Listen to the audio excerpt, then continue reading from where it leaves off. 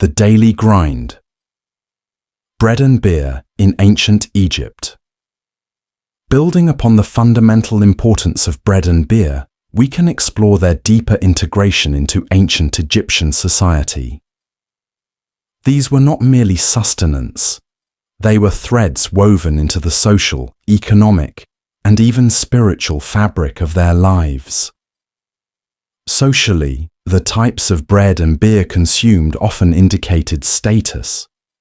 While the general populace relied on coarser emmer wheat loaves, sometimes containing remnants of the grinding process, and a thicker, less refined beer, the elite likely enjoyed finer, whiter breads made from more thoroughly sifted flour, and perhaps beers flavored with fruits or honey, signifying their higher standing. Archaeological findings, including the analysis of food residues in tombs and the detailed depictions in artwork, support these distinctions, revealing a nuanced culinary landscape even in these basic provisions. Sharing a particular quality of bread or beer could have served as a subtle marker of social connection or hierarchy. Economically, bread and beer were vital. They frequently served as a form of payment for labor, particularly for the large workforces involved in monumental construction and agricultural activities. Rations of bread and beer were a standard component of wages, demonstrating their intrinsic value within the economy. The administration of these rations on a large scale highlights the sophisticated logistical capabilities of the ancient Egyptian state. These staples were, in essence, a form of currency, underpinning the exchange of goods and services in a society that predated widespread coinage. Spiritually, bread and beer held significant meaning. They were essential offerings in temples, presented to deities to seek their favor and ensure cosmic order. Similarly, in tombs, depictions and actual provisions of bread and beer were meant to sustain the deceased in the afterlife, underscoring their importance in the journey beyond mortality.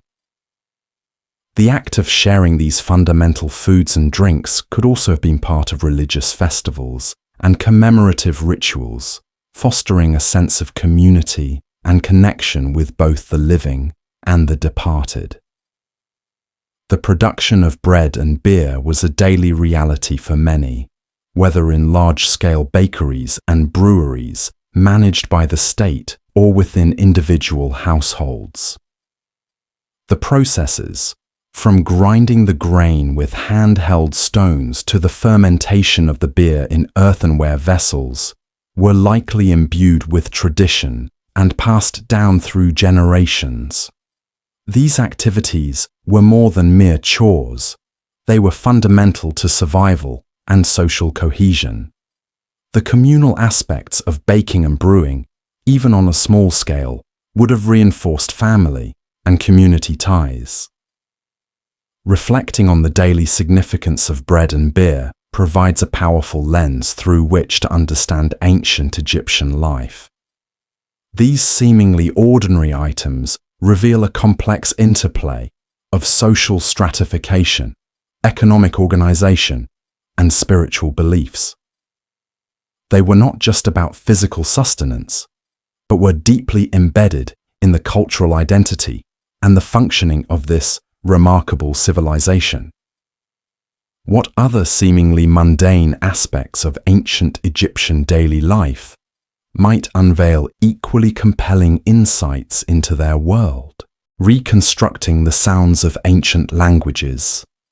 Imagine a world teeming with voices, each speaking a language that once echoed through bustling cities, across fertile fields, and within the private chambers of homes. Now, these languages exist primarily as silent scripts etched onto stone, impressed into clay tablets, or faded on papyrus scrolls. For linguists and historians, one of the most intriguing and challenging tasks is to breathe life back into these lost voices, to try and understand not just what was said, but how it sounded. Consider the ancient Egyptian language, the very tongue spoken by the people who built the pyramids and worshipped the pharaohs. For centuries, it remained a mystery, its intricate hieroglyphic script, a beautiful but indecipherable puzzle. The Rosetta Stone, discovered in 1799, provided the crucial key with its parallel inscriptions in hieroglyphic, demotic script, a later form of Egyptian and ancient Greek. Jean-François Champollion's subsequent decipherment in the early 19th century unlocked a vast treasure trove of texts, allowing us to read their history, their beliefs, and their daily lives. However, reading a language and hearing it are two very different things. While the hieroglyphs and later scripts provide a good understanding of the grammar and vocabulary, they offer far fewer clues about the actual pronunciation. Ancient Egyptian writing, like many early scripts, primarily recorded consonants, often omitting vowels. This presents a significant challenge when trying to reconstruct how the language truly sounded. Imagine trying to read English if only the consonants were written down. Te understand. You could probably make sense of it with context, but the precise sounds, the melody of the language, would be lost. So, how do linguists approach the daunting task of reconstructing the phonology, the sound system, of a language like ancient Egyptian? It's a meticulous process that draws upon various lines of evidence. One crucial source is Coptic, the last living descendant of the ancient Egyptian language. Coptic, still used as a liturgical language by the Coptic Orthodox Church in Egypt, preserves elements of ancient Egyptian pronunciation. By studying the sound correspondences between Coptic and the earlier stages of Egyptian, linguists can make educated inferences about how certain sounds might have been pronounced thousands of years ago. Another valuable resource comes from the way ancient Egyptian words were transcribed into other ancient languages that did record vowels, such as Akkadian, the language of ancient Mesopotamia, and ancient Greek. For example, when Egyptian pharaohs or gods were mentioned in Akkadian or Greek texts, their names were often spelled out phonetically, providing hints about the Egyptian vowels. These foreign transcriptions act like snapshots of how the language sounded to speakers of other ancient tongues. Furthermore, internal evidence within the Egyptian language itself can offer clues.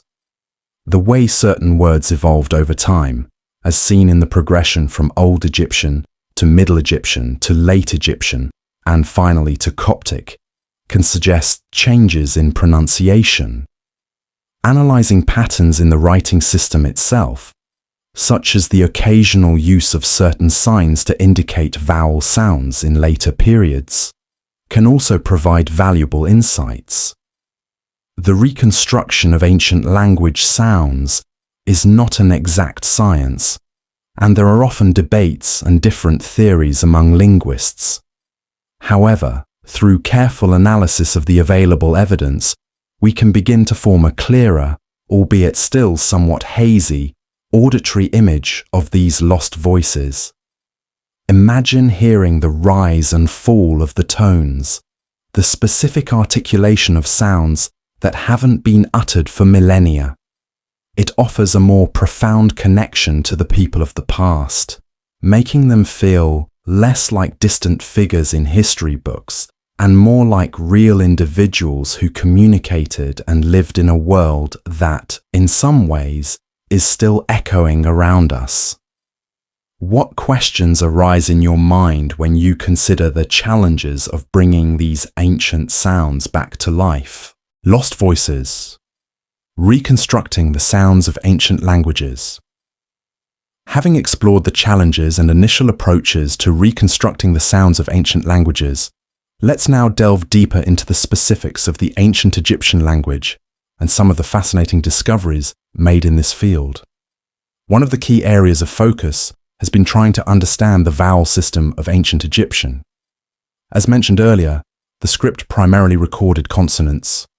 However, through the comparative study of Coptic, the analysis of foreign transcriptions, and internal linguistic evidence, scholars have proposed various reconstructions of the vowel sounds.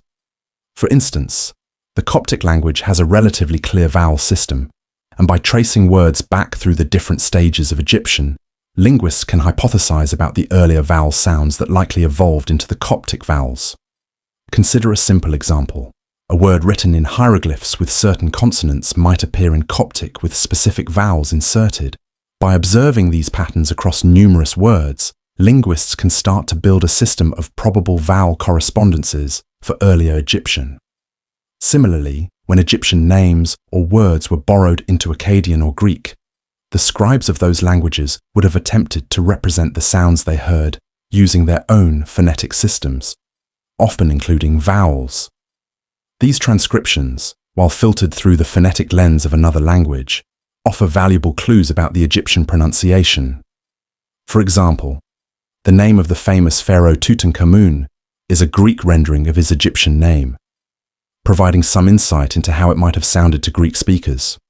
Recent advancements in technology have also contributed to this field. Computational linguistics and sophisticated phonetic analysis techniques are being employed to analyze the existing data in new ways, helping to refine our understanding of ancient Egyptian phonology. Researchers are creating models and simulations that attempt to approximate how the language might have sounded based on the available evidence. While we may never have a perfect recording, these efforts bring us closer to hearing echoes of the past. One particularly intriguing aspect is the reconstruction of the sounds of daily life. Imagine not just the formal pronouncements of pharaohs or the religious incantations of priests, but the everyday conversations between people in the markets, in their homes, or along the Nile. While reconstructing specific conversations is impossible, understanding the general phonetic qualities of the language allows us to imagine, in a more visceral way, the soundscape of ancient Egypt. Did they have sounds that are unfamiliar to modern ears? What was the rhythm and intonation of their speech? The effort to reconstruct these lost voices is not just an academic exercise. It's about forging a deeper connection with the people of the past, allowing us to experience their world in a more complete and human way. When we can imagine the sounds they made, their laughter, their instructions, their stories, they become more real to us. It bridges the vast expanse of time and reminds us of our shared humanity. The journey to rediscover these lost sounds is ongoing, with new discoveries and interpretations continually shaping our understanding. While the full auditory experience of ancient Egyptian remains elusive, the progress made so far offers a fascinating glimpse into a world that was once vibrant with spoken words, now largely silent. What other senses do you think are crucial to understanding a past civilization beyond just sight? The bureaucracy of clay, record-keeping in Mesopotamia. Imagine a world before paper, before the printing press, even before the widespread use of alphabetic writing. In the ancient land of Mesopotamia, the cradle of some of the earliest civilizations, knowledge and administration relied heavily on a humble material: clay. From the vast empires of Sumer and Akkad to the later Babylonian and Assyrian states, clay served as a versatile medium for record-keeping, a crucial element in the development of complex societies. Picture a scribe sitting perhaps on a low stool with a lump of moist clay in one hand and a reed stylus in the other. With precise movements, they would press the stylus into the soft clay, creating wedge-shaped impressions, the cuneiform script. This wasn't a quick or simple process. The scribe needed to be skilled in forming the signs, arranging them in the correct order, and often working quickly before the clay dried. These clay tablets came in various shapes and sizes, depending on their purpose. Small handheld tablets might record daily transactions or personal letters. Larger, more substantial tablets could contain legal codes, historical accounts, or even literary works like the Epic of Gilgamesh. Once inscribed, the clay could be left to dry in the sun, making it relatively durable, or baked in a kiln for a more permanent record. The sheer volume of clay tablets that have been unearthed by archaeologists, hundreds of thousands, speaks to the central role of record-keeping in Mesopotamian life. What kind of information did they meticulously inscribe onto these clay surfaces? A significant portion dealt with economic administration. Imagine the need to track agricultural yields, the movement of goods, and the accounts of taxes and tributes flowing into the central authorities. Clay tablets served as receipts for deliveries of grain, lists of livestock, and records of land ownership. This meticulous record-keeping was essential for managing resources and maintaining the stability of these early states. Beyond economics, clay tablets documented legal matters. Imagine disputes over property, contracts between individuals, and even the laws enacted by rulers like Hammurabi of Babylon, whose famous code was inscribed on a large stone stele, but also replicated on clay tablets for wider dissemination. These records provide invaluable insights into the legal systems and social structures of the time. Furthermore, clay became a medium for intellectual and cultural expression. Imagine students learning to write by copying lists of words or mathematical problems onto small, round tablets. Think of the scribes who painstakingly recorded myths, legends, and religious texts, preserving their cultural heritage for future generations. The libraries of the ancient world, such as the one at Nineveh, were essentially archives of thousands of clay tablets, covering a vast range of knowledge. The very act of writing on clay had its own constraints and possibilities. The wedge-shaped cuneiform script, while adaptable, required a certain level of abstraction. Yet it proved remarkably durable and versatile, lasting for millennia and capable of recording multiple languages. The physical nature of the clay itself, its availability, its malleability when wet, and its permanence when dry, profoundly shaped the way Mesopotamian societies organized information and preserved their past. Considering our modern reliance on digital data, which is often intangible, what are the implications of a society whose records were so physically grounded in the earth? The bureaucracy of clay. Record-keeping in Mesopotamia. Imagine a civilization emerging from the Fertile Crescent, a land between two rivers, where the very concept of writing was born not from artistic expression or spiritual revelation, but from the mundane necessity of counting and managing resources. In ancient Mesopotamia, long before the advent of paper or the printing press, the enduring medium for all form of record-keeping was the most abundant material at hand: clay. This humble earth, transformed by human ingenuity, became the bedrock of their complex administrative systems, legal frameworks, and even their vast literary heritage. Picture a scene in a bustling Sumerian city, perhaps Ur or Uruk, around 3000 BCE. A temple administrator, overseeing vast granaries, needs to meticulously track incoming harvests and outgoing distributions. A merchant is finalizing a trade agreement, requiring a binding contract. A king wishes to proclaim a new law that will endure for generations. For all these purposes, the solution was the same: a lump of moist clay and a sharp reed stylus. The scribe, a highly trained professional, would press the triangular tip of the stylus into the soft clay, creating the distinctive wedge-shaped marks that define cuneiform script. This was a precise, deliberate act, requiring a steady hand and a deep understanding of the intricate signs, each representing a word, a syllable, or a concept. The physical form of these clay tablets varied immensely, reflecting their diverse functions. Small palm-sized tablets might serve as simple receipts for a handful of barley or a daily ration of beer.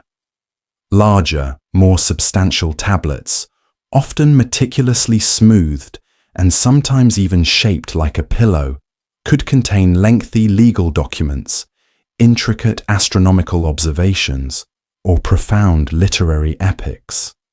Once inscribed, the tablets were either left to air dry, making them durable enough for everyday handling, or, for records intended for permanent archival, they were baked in scorching kilns, transforming them into virtually indestructible artifacts that have survived millennia. The sheer archaeological bounty of these tablets, hundreds of thousands discovered to date, underscores the pervasive and indispensable role of record keeping in Mesopotamian society. The content etched onto these clay surfaces reveals the intricate workings of their world. A significant, perhaps even dominant proportion of tablets are administrative and economic in nature. Imagine the detailed ledgers tracking agricultural yields from vast temple estates, the complex inventory lists of livestock, textiles, and precious metals, or the meticulous accounts of taxes and tributes levied upon conquered territories. This rigorous accounting was not merely bureaucratic. It was the essential mechanism for managing the vast resources that underpinned the power of kings and the stability of city-states, enabling the sustenance of large populations and the funding of monumental construction projects. Beyond the economic sphere, clay tablets served as the foundation for their legal systems. Imagine the detailed records of property disputes, the meticulously drafted contracts for marriages, sales, or loans, and the official decrees and laws promulgated by rulers. The most famous example, of course, is the Code of Hammurabi. Though its primary inscription is on a basalt stele, countless copies and legal precedents were recorded on clay.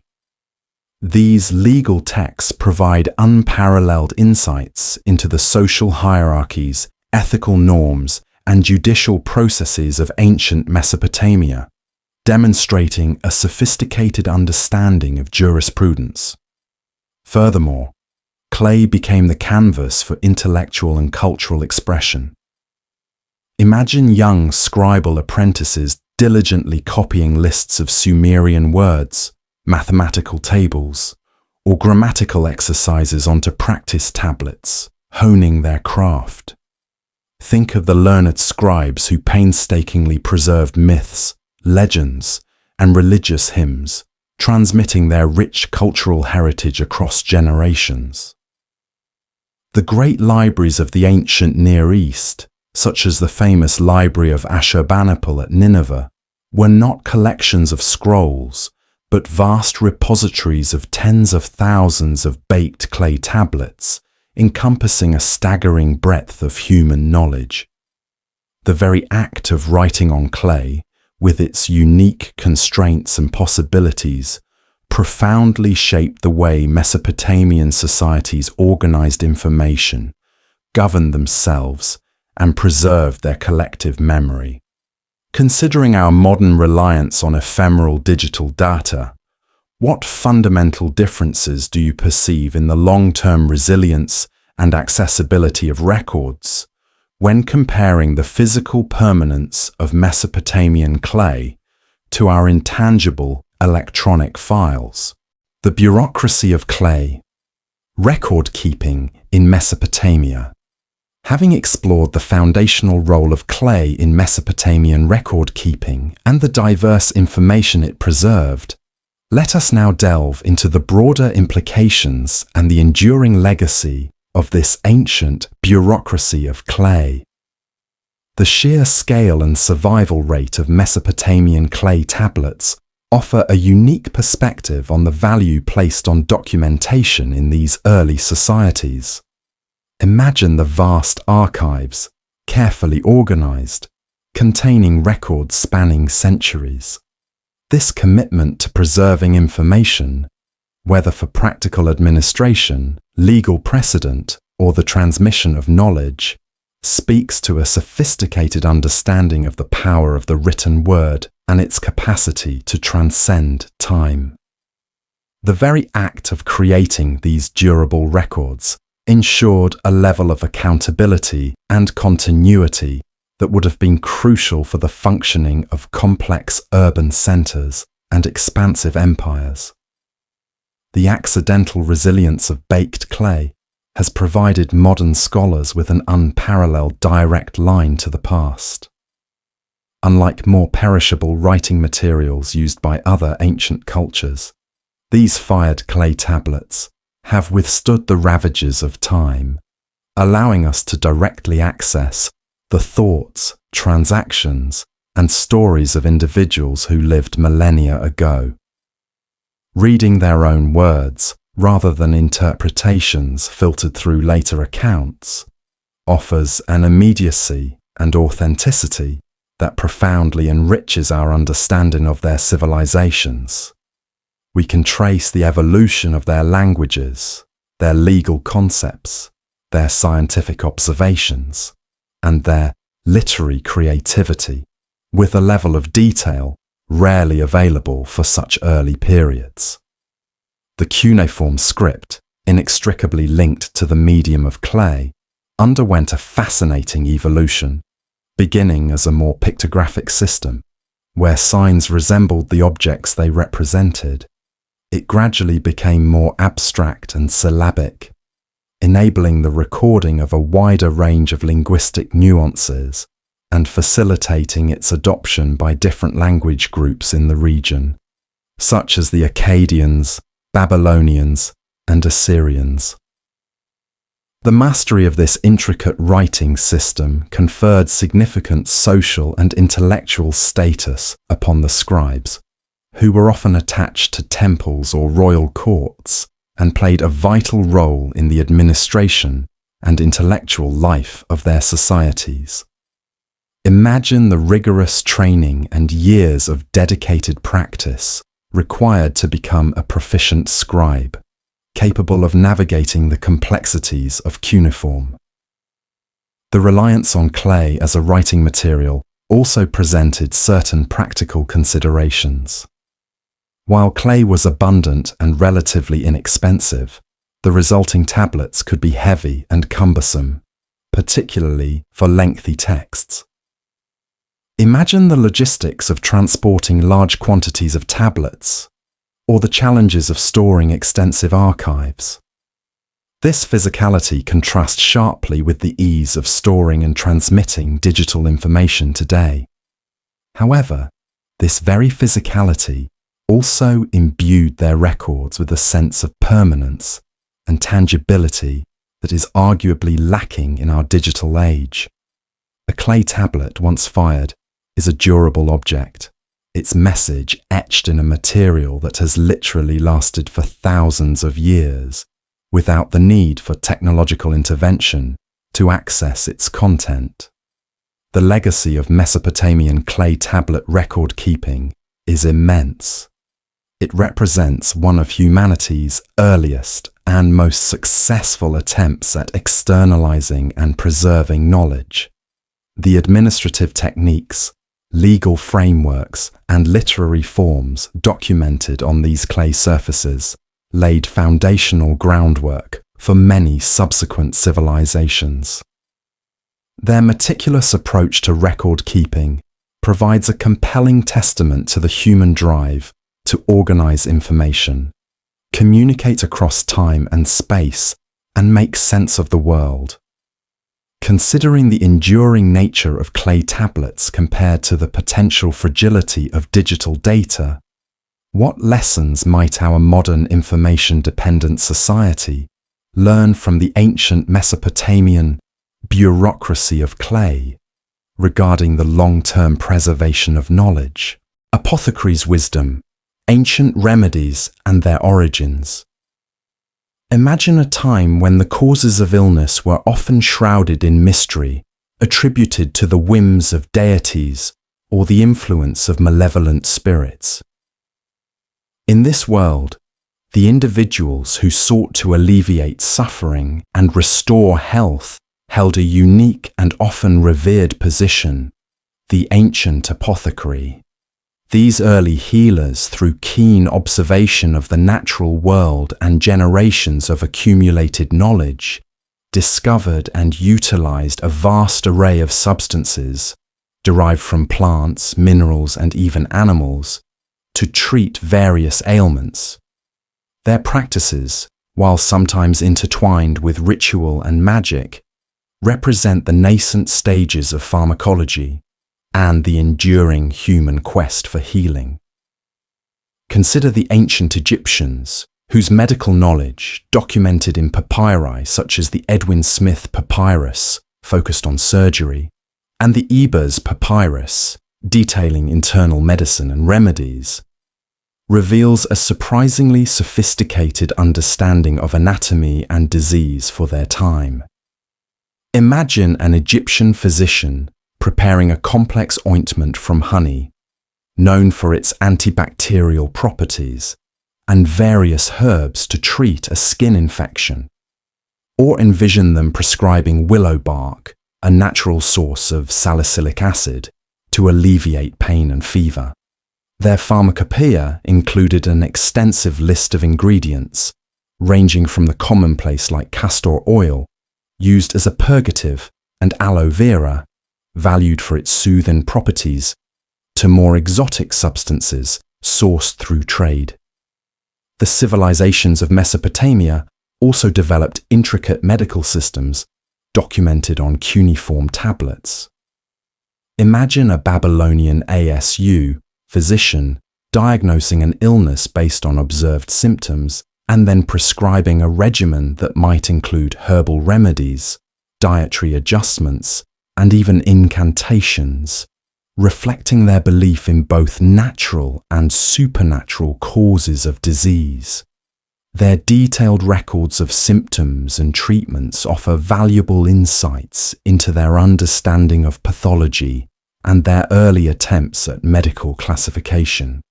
Across the ancient world, from the ancient Indus Valley civilization, with its emphasis on hygiene and the use of herbs in Ayurvedic practices, to ancient Greece, where figures like Hippocrates advocated for observation and rational explanations for illness, traditions of empirical healing flourished.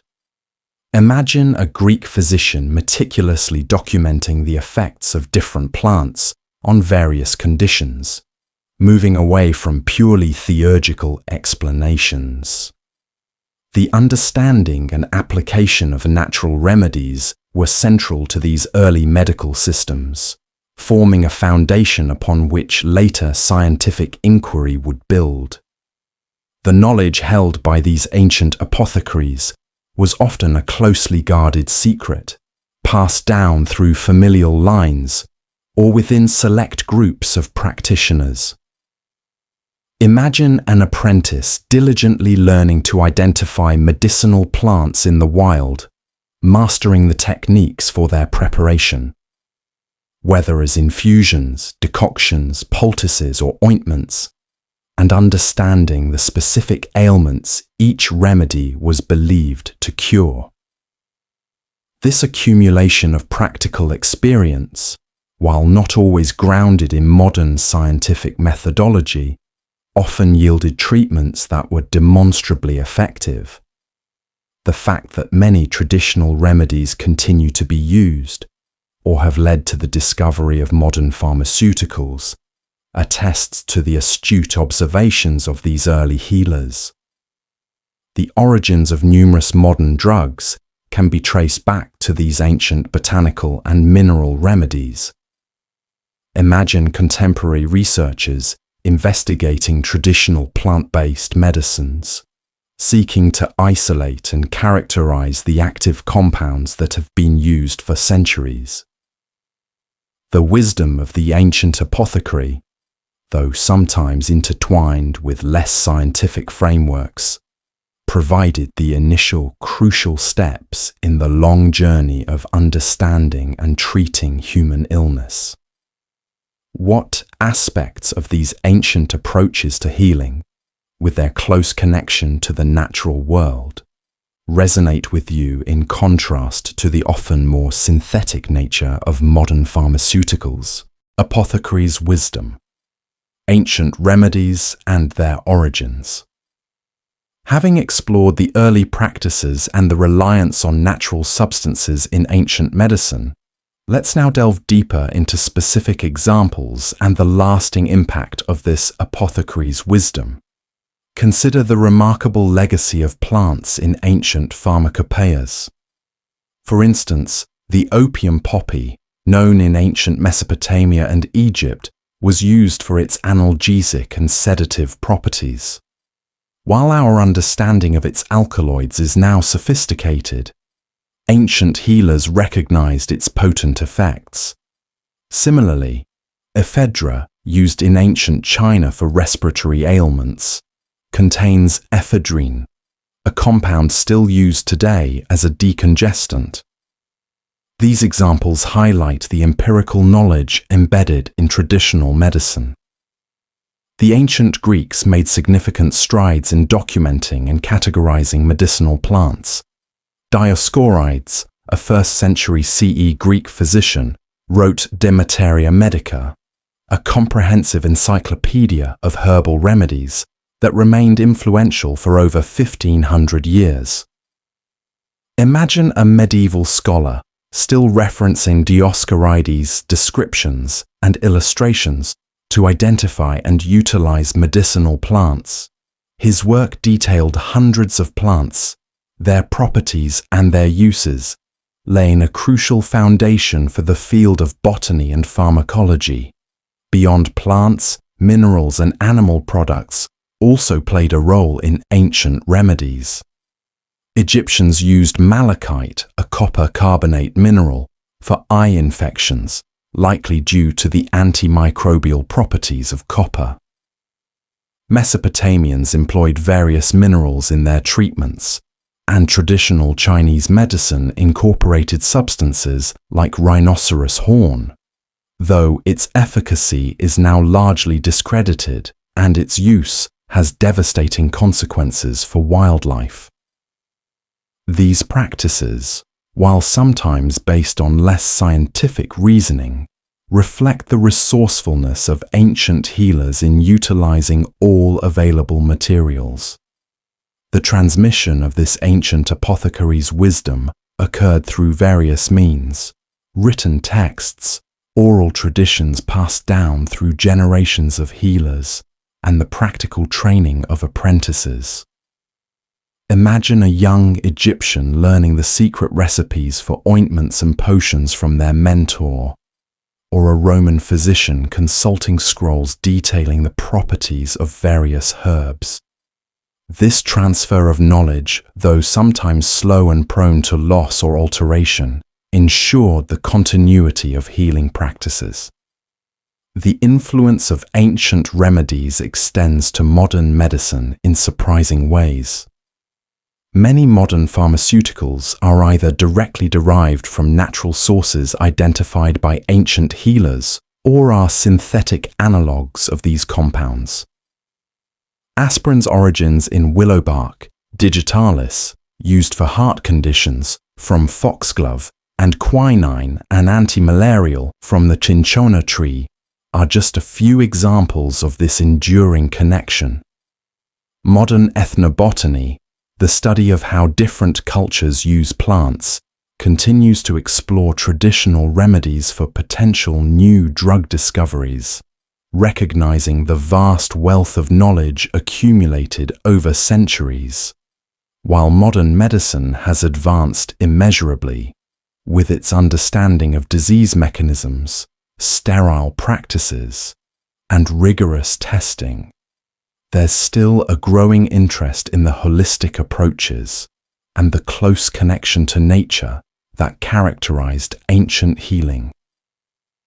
The wisdom of the ancient apothecary reminds us of the profound relationship between humans and the natural world in the quest for health and well-being.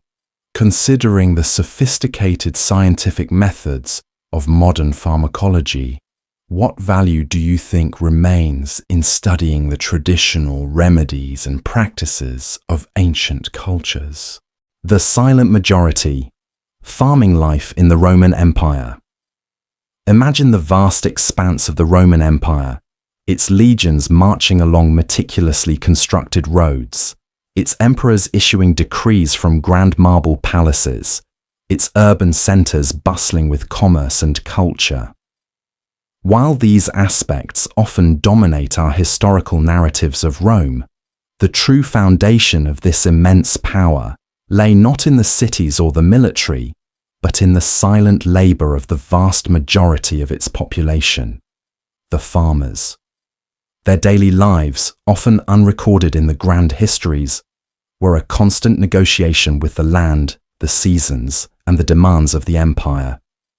Picture the Italian countryside, or the fertile plains of Gaul, North Africa, or Egypt. Here, the rhythm of life was dictated by the agricultural cycle. The year would begin with the preparation of the soil, the turning of the earth with simple ploughs often pulled by oxen. Imagine the back-breaking labor under the Mediterranean sun, the slow, methodical work of tilling the fields in anticipation of the sowing season. Seeds of wheat, barley, or other crops, carefully preserved from the previous harvest, would be scattered by hand, a practice that required both skill and hope for a bountiful yield. As the seasons progressed, the farmers would tend their crops, weeding by hand, protecting them from pests, and praying for adequate rain. Imagine the anxiety during a prolonged drought or the devastation caused by a sudden hailstorm. Their lives were intimately tied to the vagaries of nature, a constant dependence on forces beyond their control. The success of their harvest determined not only their own sustenance, but also the food supply for the burgeoning urban populations and the resources available to the empire. The tools they used were often simple and had changed little over centuries. The wooden plough, the sickle for harvesting, the flail for threshing grain. While some larger estates might have benefited from more advanced techniques or slave labor, the majority of Roman agriculture was likely carried out by small landowners or tenant farmers working their own plots. Imagine the close-knit communities of these rural areas, where families work together in the fields, their lives intertwined with the local landscape and the traditions passed down through generations. Their homes were typically modest, built from local materials like mud brick or rough stone. Imagine the simple dwellings, providing shelter from the elements, often with a small garden for vegetables and perhaps a few animals. Their diets would have been largely based on what they could grow: grains, olives, in many regions, grapes, and whatever vegetables or fruits were in season. Meat would likely have been a less frequent part of their diet, more common for wealthier landowners. The demands of the Roman state also impacted their lives. Farmers often had to pay taxes in the form of grain or other produce, contributing to the vast supply networks that fed the cities and the armies. Imagine the local officials arriving after the harvest to collect their due, a reminder of the overarching power of Rome that extended even to the most remote rural communities. While their lives might seem monotonous or uneventful compared to the dramas unfolding in Rome itself, the collective effort of these countless farmers was the essential foundation upon which the empire was built. Their labor sustained the population, fueled the economy, and provided the resources that allowed Rome to project its power across the ancient world. They were the silent majority, their stories often untold, yet their contribution was fundamental. What aspects of this agrarian existence do you think are most often overlooked when we study the history of the Roman Empire? The silent majority, farming life in the Roman Empire.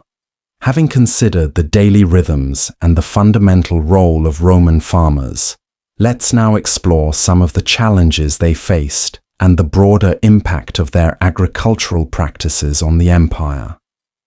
One of the constant struggles for Roman farmers was the threat of uncertainty. Poor harvests, whether due to drought, floods, pests, or disease, could lead to hardship, debt, and even the loss of their land. Imagine the precariousness of their existence, where a single bad season could have devastating consequences for their families and their future.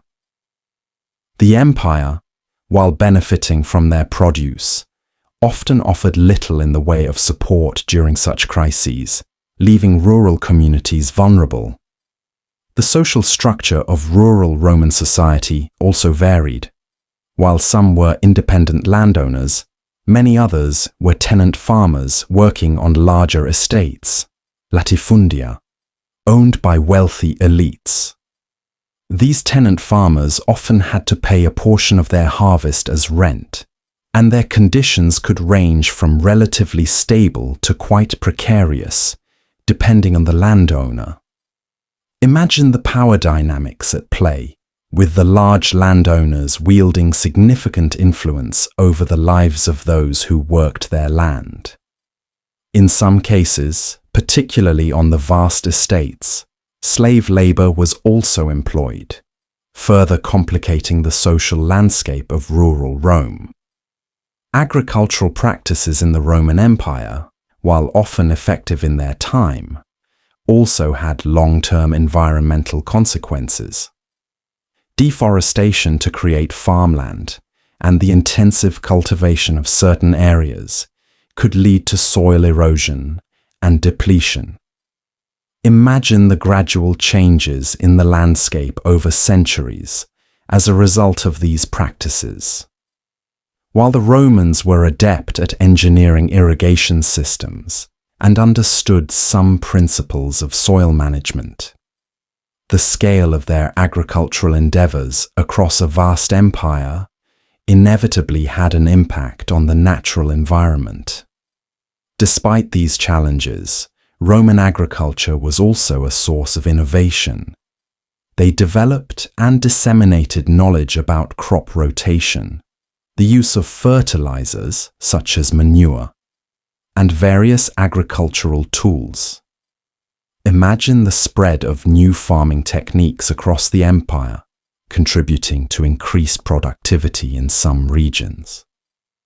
The writings of Roman authors like Columella and Pliny the Elder provide valuable insights into their agricultural knowledge and practices. The connection between the rural farming population and the urban centers was crucial. The surplus produced by the farmers fed the inhabitants of Rome and other cities, allowing for specialization of labor and the development of urban culture. Imagine the vast networks of supply that brought grain from Egypt, olive oil from Spain, and wine from Gaul to the tables of Roman citizens. The efficiency of this agricultural production and distribution was vital to the stability and growth of the empire. However, this reliance on agricultural surplus also created vulnerabilities. Disruptions to the food supply, whether due to war, natural disasters, or inefficiencies in distribution, could lead to unrest in the cities. Imagine the political ramifications of grain shortages in Rome, where the plebs relied on a steady supply of affordable food. The lives of the silent majority of Roman farmers, though often overlooked in favor of more dramatic narratives, were fundamental to the empire's success and longevity. Their constant labor, their resilience in the face of hardship, and their connection to the land formed the bedrock of Roman power. Understanding their experiences provides a more complete and nuanced picture of this influential civilization. What aspects of the relationship between the Roman agricultural base and its urban centers do you find most significant? Threads of time. The story of ancient textiles. Imagine a world where clothing wasn't mass-produced in factories, but painstakingly crafted by hand. In ancient civilizations, textiles were far more than just coverings. They were symbols of status, mediums of artistic expression, and even forms of wealth. The story of ancient textiles is a thread that weaves through the history of human ingenuity and societal development. Consider the ancient Egyptians, whose linen fabrics, woven from flax cultivated along the Nile, were renowned for their fineness and whiteness. Imagine the delicate yet strong linen wrappings used for mummification, some so finely woven they feel almost silken to the touch, even millennia later. Their clothing, primarily linen, ranged from simple loincloths for laborers to elaborately pleated and draped garments for the elite. The cultivation of flax, the laborious process of spinning the fibers, and the intricate art of weaving were integral parts of their economy and daily life. Tomb paintings often depict the various stages of textile production, highlighting its importance. In Mesopotamia, wool from domesticated sheep was a primary textile fiber. Imagine the early Sumerians and Babylonians weaving heavy, warm fabrics that provided protection against the elements. Their textiles, often adorned with intricate patterns and sometimes dyed in vibrant colors using natural pigments, served not only as clothing, but also as wall hangings and coverings. Clay tablets record details of textile production, trade, and their use as a form of payment or tribute, underscoring their economic significance. Across the Aegean, in ancient Greece, wool and linen were both important. Imagine the flowing drapery of the Greek chiton and himation, often simply constructed but conveying elegance and social standing. Textile production was frequently a domestic activity, particularly for women, but specialized workshops also existed. Greek art, from pottery to sculpture, provides glimpses into the styles and uses of their textiles. The story of ancient textiles also involves the development of dyeing techniques. Imagine the discovery of natural dyes derived from plants, like indigo for blue or madder for red, insects like kermes for crimson, and even shellfish, like Tyrian purple, a highly prized dye in the Mediterranean world. The ability to create vibrant and lasting colors added another dimension to the significance of textiles, often indicating wealth and status.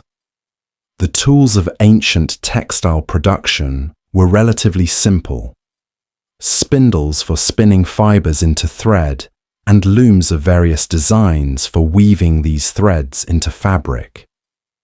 Imagine the rhythmic clatter of a hand loom as a weaver painstakingly interlaced the warp and weft threads, slowly bringing a piece of cloth into existence. These processes required skill, patience, and a deep understanding of the materials. Ancient textiles, though often fragmented and faded in the archaeological record, offer invaluable insights into the technology, economy, art, and social structures of past civilizations. They were not just utilitarian items, but also carried cultural meaning and aesthetic value. What aspects of the craftsmanship and cultural significance of ancient textiles do you find most compelling? Threads of time. The story of ancient textiles.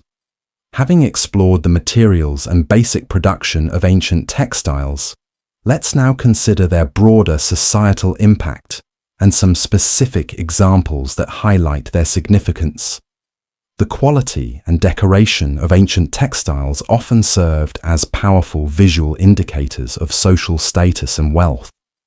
Imagine an Egyptian noble adorned in finely pleated white linen, or a Roman senator wearing a toga dyed with expensive Tyrian purple. These textiles communicated social standing and authority. The more intricate the weave, the finer the material, and the rarer the dye, the more prestige the garment conveyed. Textiles also played a crucial role in trade and the economy. Imagine caravans traversing long distances, carrying valuable textiles from one region to another. Silk, originating in ancient China, became a highly sought-after commodity throughout the ancient world, its journey along the Silk Road a testament to the value placed upon it. The exchange of textiles facilitated economic connections between diverse cultures. Beyond clothing, textiles served numerous other practical and symbolic purposes. Imagine the tapestries adorning the walls of palaces, depicting historical events or mythological scenes. Think of the sails that powered ancient ships, enabling trade and exploration. Textiles were also used for bedding, coverings, and even as a form of payment or tribute. Their versatility made them indispensable in many aspects of ancient life. The study of surviving fragments of ancient textiles, though often challenging due to their fragility, provides archaeologists with valuable information about the technology, artistry, and daily lives of past peoples. Imagine the painstaking work of conservators carefully piecing together fragments of fabric to reveal ancient patterns and weaving techniques. These remnants offer tangible connections to the past, allowing us to appreciate the skills of ancient artisans. Consider the intricate patterns and designs found in ancient textiles. These were often not merely decorative, but carried symbolic meaning. Imagine the geometric motifs in Egyptian textiles, or the complex figural representations in Persian carpets. These designs could reflect religious beliefs, cultural narratives, or simply aesthetic preferences, offering insights into the artistic sensibilities of the time. The techniques of ancient textile production, though seemingly simple, often involved a high degree of skill and innovation. The development of different types of looms, the mastery of spinning various fibers, and the experimentation with dyeing methods all represent significant technological advancements. Imagine the ingenuity required to create complex weaves or to achieve vibrant and lasting colors with natural dyes. The story of ancient textiles is a reminder that even seemingly mundane items can hold profound historical and cultural significance. These threads of time connect us to the daily lives, the artistic expressions, and the economic interactions of people who lived long ago. What modern parallels can you draw between the way we use textiles today to express identity or status and the ways they were used in ancient times? Building blocks. The labor behind the Great Pyramids. Imagine the Giza Plateau, not as the weathered landscape of today, but as a hive of intense activity. Thousands of individuals, a vast human engine, toiling under the Egyptian sun, their collective efforts slowly giving rise to colossal structures that would defy time itself. The Great Pyramids. While the pharaohs and their architects are often the focus of this monumental undertaking, the true story lies in the immense labor of the workers who quarried, transported, and precisely placed the millions of stone blocks. Picture the quarries, likely located nearby, echoing with the sounds of chisels striking stone. Teams of laborers using copper tools and dolerite pounders, a harder stone, would painstakingly extract the limestone blocks from the earth. Imagine the sheer physical exertion required to dislodge these massive pieces, some weighing several tons. The work would have been arduous and relentless, driven by the need to supply the seemingly insatiable appetite of the growing pyramid. Once a block was freed, the challenge of transportation began.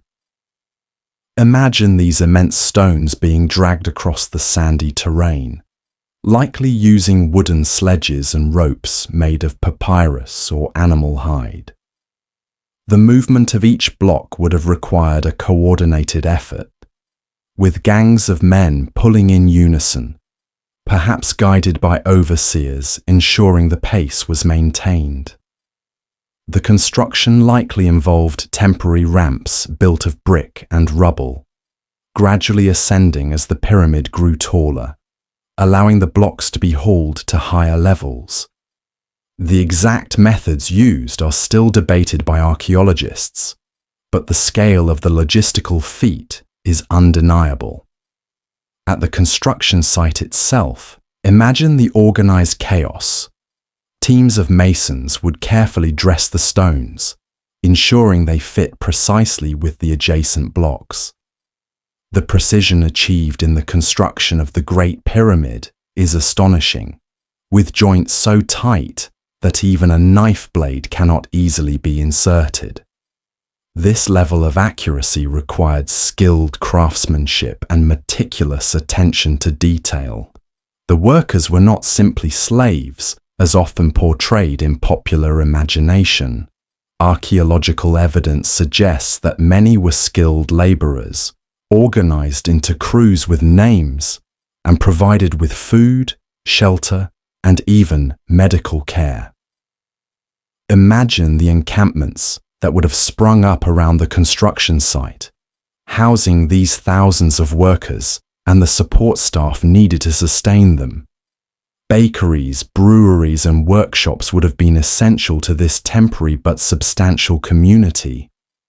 The motivation behind this immense undertaking was deeply rooted in the religious beliefs of the ancient Egyptians, particularly their focus on the afterlife and the divine status of the pharaoh. Imagine the powerful influence of these beliefs, driving the populace to contribute their labor to ensure the pharaoh's successful transition to the next world. The pyramids were not just tombs, they were monumental statements of royal power and the connection between the earthly and the divine. Building blocks, the labor behind the Great Pyramids, having considered the sheer effort involved in quarrying, transporting, and placing the stones of the Great Pyramids, let's now explore the organization of this massive workforce and some of the insights we have gained into their lives. The construction was not a haphazard affair, but a highly organized undertaking. Imagine the hierarchy of officials, overseers, and skilled craftsmen managing the various aspects of the project. There would have been those responsible for the quarries, others for transportation, and specialized teams of masons for the precise fitting of the blocks.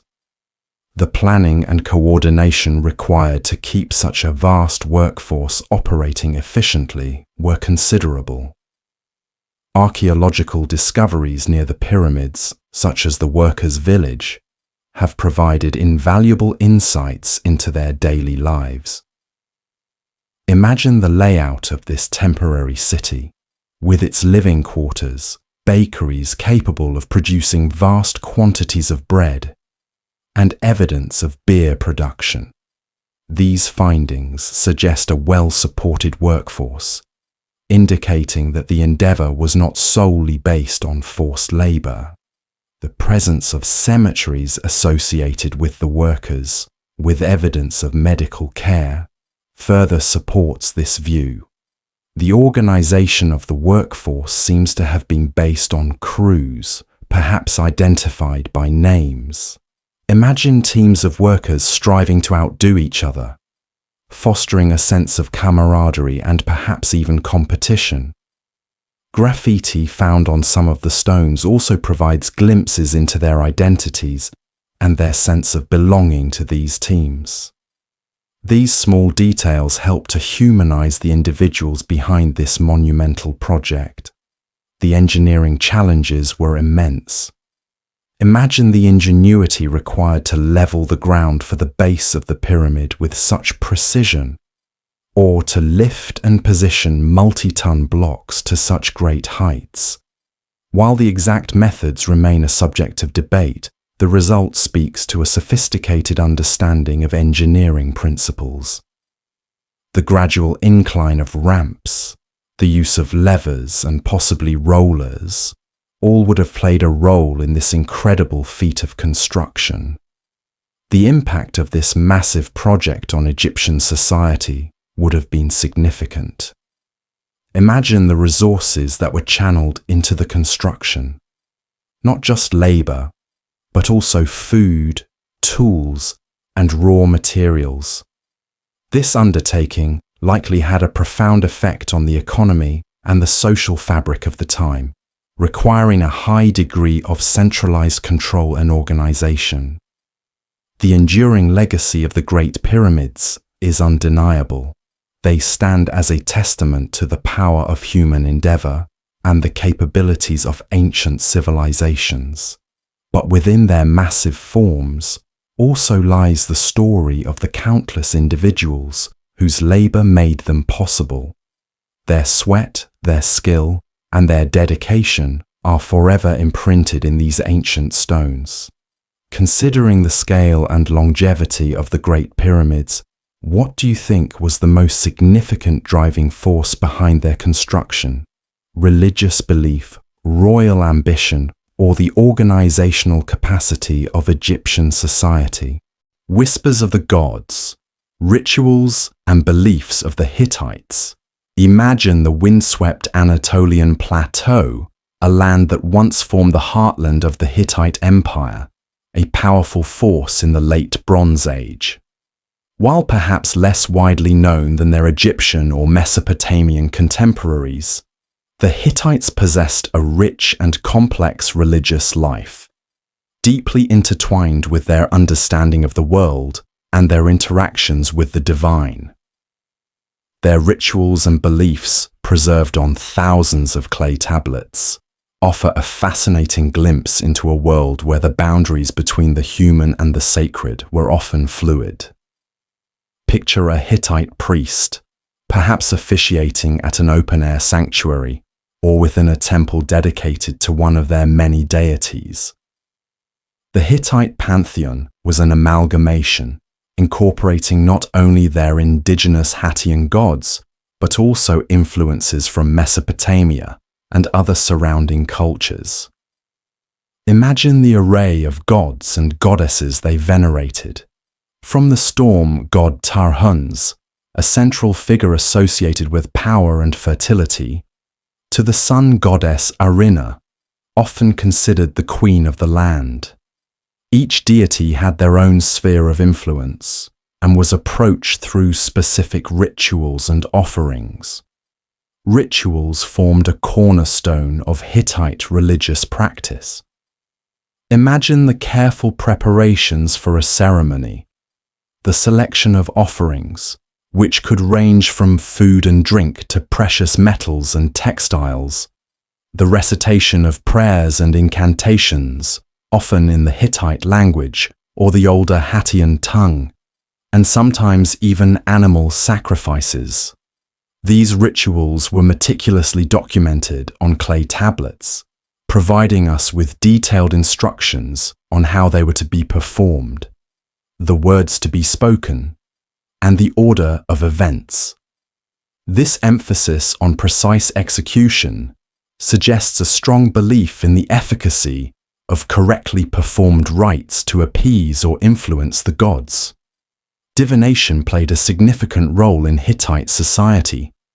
Imagine priests, skilled in interpreting omens, examining the livers of sacrificed animals, hepatoscopy, or observing the flight of birds to discern the will of the gods. These practices were seen as a way to gain insight into future events, to understand the causes of misfortune, or to seek divine guidance on important decisions, such as matters of state or warfare. The detailed records of omens and their interpretations highlight the Hittite concern with understanding and responding to the perceived messages from the divine realm. Myths and legends also shaped Hittite religious beliefs, providing explanations for the origins of the world, the relationships between gods, and the place of humanity within this cosmic order. Imagine the stories passed down through generations, recounting the deeds of the gods and their interactions with mortals. While many of these narratives are fragmented in the surviving texts, they offer glimpses into the Hittite worldview and their understanding of the sacred. The Hittites also had a practice of adopting foreign deities into their pantheon, reflecting their interactions with other cultures.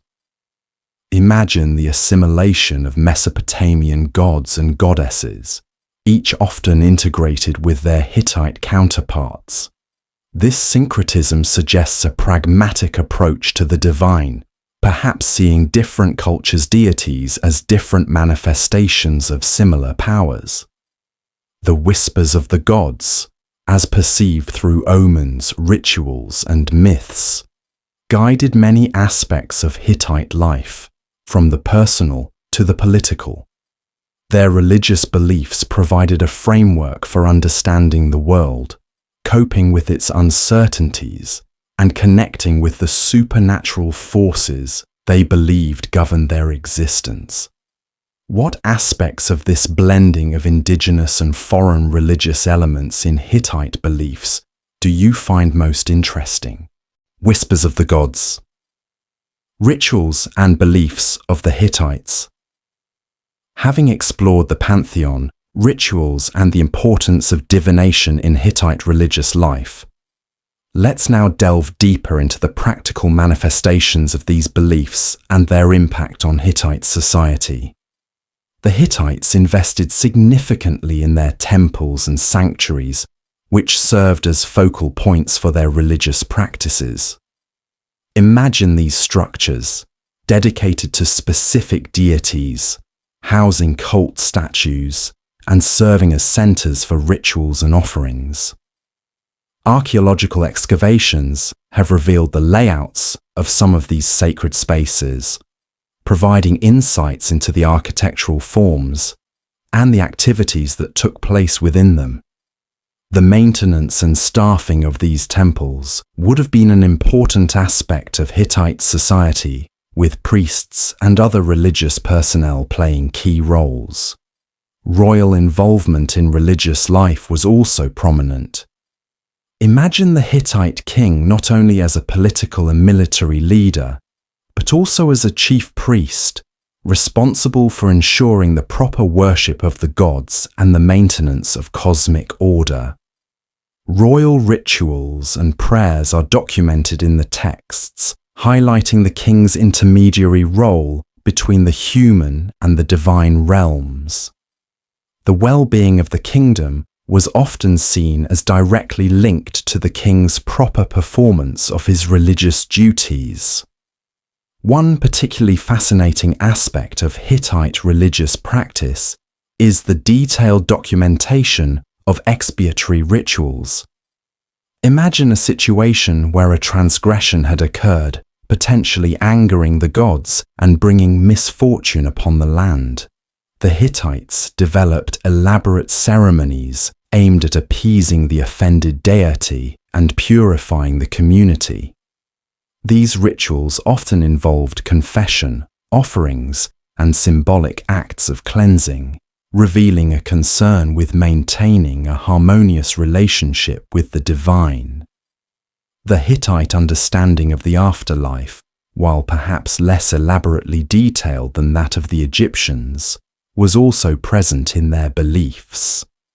Imagine the care taken in royal burials and the provision of grave goods, suggesting a belief in some form of existence beyond death, at least for the ruling class. Rituals for the deceased are also mentioned in the texts, indicating a concern for their well-being in the afterlife. The influence of Hittite religious beliefs extended into their legal system and their international relations. Imagine treaties between the Hittites and other powers, often invoking divine witnesses, underscoring the sacred nature of these agreements.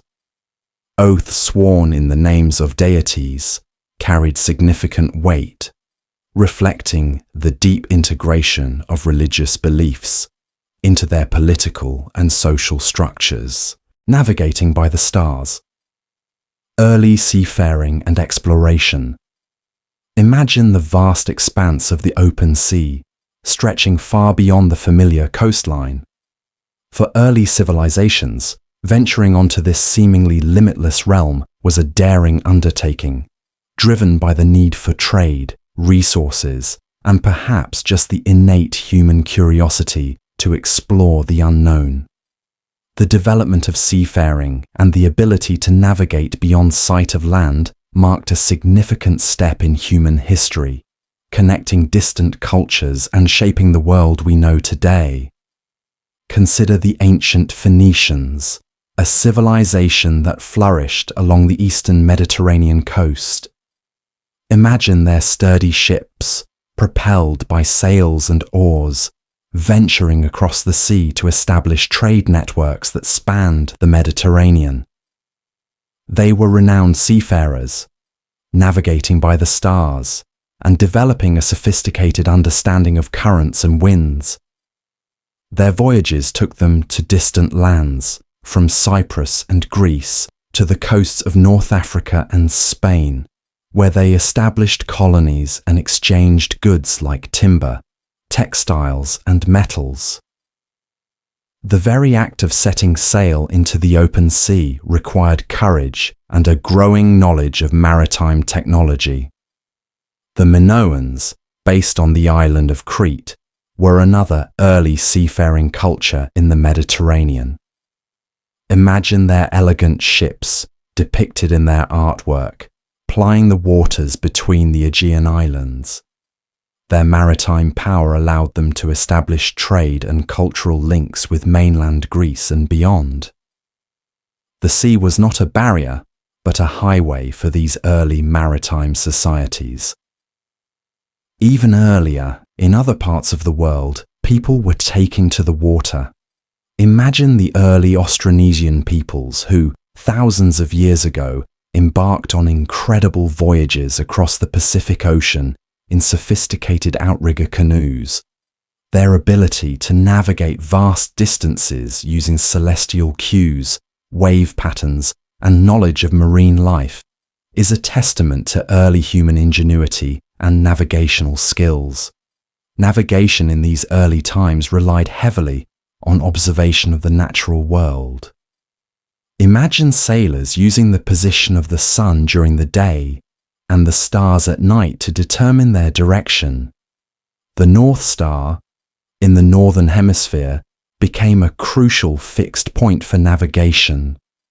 Over time, mariners developed a body of knowledge about the sea, passed down through generations, including information about prevailing winds, currents, and landmarks. The development of shipbuilding was also essential for these voyages. Imagine the evolution from simple rafts and dugout canoes to more complex vessels capable of carrying larger cargoes and withstanding the rigors of longer journeys. The use of sails allowed ships to harness the power of the wind, making longer voyages more feasible. Early seafaring was not without its dangers. Imagine the threat of storms, the risk of getting lost, and the potential for encounters with hostile peoples. Yet the rewards of trade and exploration spurred these early mariners to venture into the unknown, gradually expanding the horizons of their world. What aspects of the early reliance on celestial navigation do you find most impressive? Navigating by the stars. Early seafaring and exploration. Having explored the early ventures onto the sea and the reliance on celestial navigation, let's now consider some of the advancements in shipbuilding and the broader consequences of this early seafaring. The evolution of shipbuilding was a gradual but crucial process. Imagine the transition from simple, oar-powered vessels to those that increasingly utilize sails. The development of different sail configurations, hull designs, and the use of stronger materials allowed for larger and more seaworthy ships capable of undertaking longer voyages.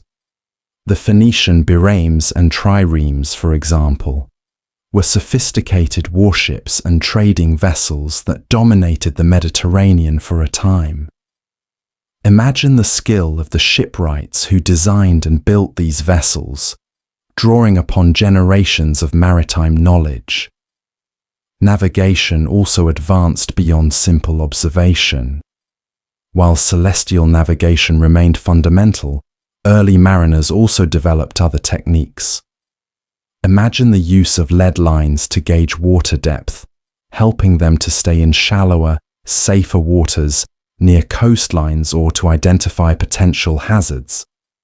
They also relied on their knowledge of coastal landmarks and the behavior of winds and currents in specific regions. This accumulated practical knowledge, often unwritten, was vital for safe passage. The consequences of this early seafaring were profound. Imagine the exchange of goods, ideas, and cultures that occurred as a result of maritime trade. The Phoenicians, for instance, spread their alphabet throughout the Mediterranean through their trading networks. The Minoans and Mycenaeans established cultural links across the Aegean Sea. The ability to travel by sea facilitated contact between distant peoples, leading to both cooperation and conflict. Exploration also played a role.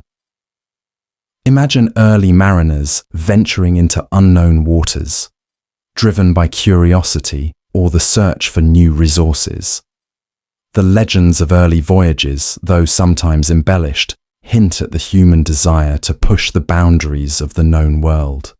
These early explorations laid the groundwork for later, more extensive voyages of discovery. The challenges faced by these early seafarers were significant. Imagine the dangers of navigating without modern instruments, relying solely on their observations and their knowledge of the sea. Storms could arise suddenly, and the risk of shipwreck was ever present. Yet, the rewards of trade and the thrill of exploration continued to draw people to the sea. The legacy of these early mariners is significant. They demonstrated humanity's ability to adapt to and master a challenging environment, using their ingenuity to traverse vast distances.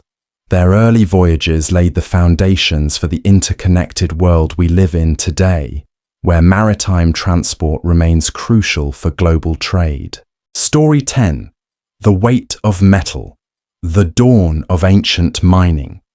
Imagine the early stages of human civilization, where the discovery that certain rocks held valuable metals sparked a transformative shift in technology, trade, and warfare. The dawn of ancient mining, the extraction of these resources from the earth, marked a pivotal moment in human history, leading to the creation of new tools, weapons, and adornments that would reshape societies. Consider the early exploitation of copper. Imagine ancient peoples, perhaps initially finding nuggets of this reddish metal on the surface, realizing its malleability and its potential for crafting tools and ornaments. The transition to mining involved the arduous process of digging into the earth, following veins of ore, and extracting the raw material. Early mining techniques were rudimentary, likely involving hand tools made of stone, bone, and wood. Imagine the slow, painstaking work of chipping away at rock to extract the precious ore. As demand for metals grew, so did the scale and complexity of mining operations. Imagine the development of more sophisticated techniques, such as the use of fire setting to crack rocks by heating them and then rapidly cooling them with water. Shafts and tunnels were dug to access deeper deposits, requiring ventilation and some form of lighting, perhaps simple oil lamps. The dangers of these early mines, collapses, poor air quality, and the sheer physical exertion would have been significant. Gold, with its alluring shine and resistance to tarnish, was another early target of mining. Imagine ancient civilizations, from Egypt to Mesopotamia, valuing gold for its beauty and its symbolic association with power and divinity. The extraction of gold often involved panning in rivers, but also more extensive mining operations to reach underground veins. The wealth generated from gold mining could fuel economies and finance empires. The search for tin was also crucial, as it was the key ingredient in the production of bronze, a stronger and more versatile metal than copper alone. Imagine the trade networks that developed to secure sources of tin, which were often located far from copper deposits. The ability to create bronze revolutionized toolmaking and weaponry, ushering in the Bronze Age. Imagine the impact of these early mining activities on the landscape. Forests might have been cleared to provide timber for supporting tunnels and for fuel. Waste rock would have accumulated around mine entrances. These early industrial activities, though small in scale compared to modern mining, nonetheless began to leave their mark on the environment. The control over metal resources and their extraction often became a source of power and conflict between ancient societies. Imagine groups vying for access to rich ore deposits, leading to territorial disputes and warfare. The ability to produce metal tools and weapons gave certain groups a significant advantage. The dawn of ancient mining, driven by the desire for these valuable materials, set in motion technological advancements, trade networks, and power dynamics that would shape the course of ancient history. What aspects of the social and political impact of early metal mining do you find most significant? The weight of metal. The dawn of ancient mining. Having explored the early techniques and the allure of metals in ancient times, let's now consider the broader societal and economic consequences of the dawn of ancient mining. The demand for metals spurred the development of specialized labor. Imagine communities where certain individuals or groups became skilled miners, metallurgists who could smelt the ore, and smiths who could work the metal into finished products. This specialization led to new forms of social organization and the growth of craft industries. The knowledge and skills associated with metalworking were often highly valued and sometimes even shrouded in secrecy. Trade networks expanded significantly to facilitate the movement of raw ores and finished metal goods. Imagine long-distance routes connecting mining regions with centers of consumption. These trade networks not only moved materials but also facilitated the exchange of ideas and cultural practices. The control of key mining regions or trade routes became a strategic advantage for emerging powers.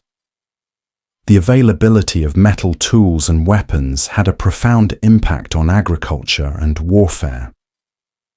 Imagine the greater efficiency of metal plows compared to wooden ones, leading to increased agricultural yields. Similarly, bronze weapons offered a significant advantage in combat. The access to and control of metal resources became a crucial factor in the rise and fall of ancient empires. Mining also spurred technological innovation beyond the extraction process itself. Imagine the development of better ventilation techniques for deeper mines, more efficient methods of crushing ore, and advancements in smelting technology to extract the pure metal from the ore. These innovations, driven by the need to access and process metals, had broader implications for other crafts and industries. The social impact of mining could also be significant. Imagine the communities that grew up around mining sites, often in remote and challenging environments. These communities would have developed their own unique social structures and ways of life, centered around the demanding work of extracting metal from the earth. The status of miners and metal workers within society could vary, but their skills were undoubtedly essential.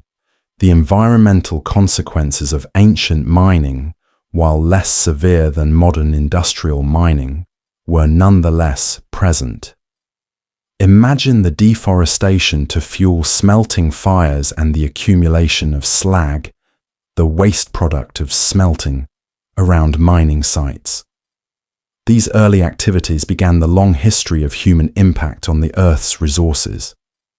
The weight of metal in ancient times was not just physical, it represented economic power, technological advancement, and shifts in social organization. The dawn of mining laid the foundation for the Metal Ages and fundamentally altered the trajectory of human history. Considering the enduring importance of metal resources in our modern world, what parallels can you draw between the driving forces behind ancient mining and the pursuit of resources today?